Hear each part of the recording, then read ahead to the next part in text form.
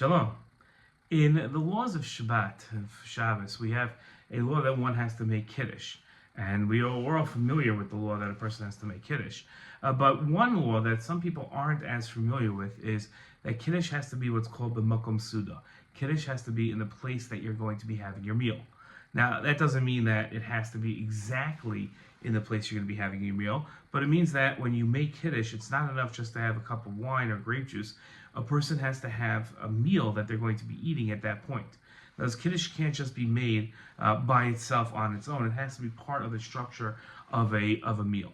Now, you might say, does that mean that on Shabbat morning in Shul, when they serve a Kiddish, I have to be sitting down for lunch?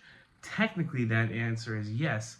And there are some people, like the Vilna Gaon, who were very careful to make sure that they actually sat down for a meal if they were going to make Kiddish. And by the way, this doesn't make a difference if we're talking about Friday night or Shabbat morning. Either way, you have to be having this Kiddish as part of your meal.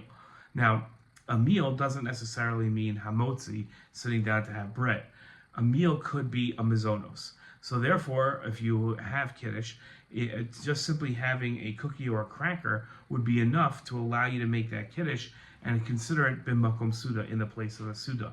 But what the difference for the individual is that if you're going to have Kiddish, it's not enough just to have, let's say, vegetables or fruit or a shahakol. A person has to have something that constitutes a meal, meaning something that you make a mizonos on.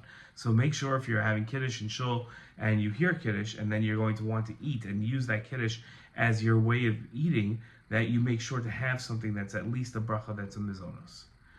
That's today's Jewish law. Shalom.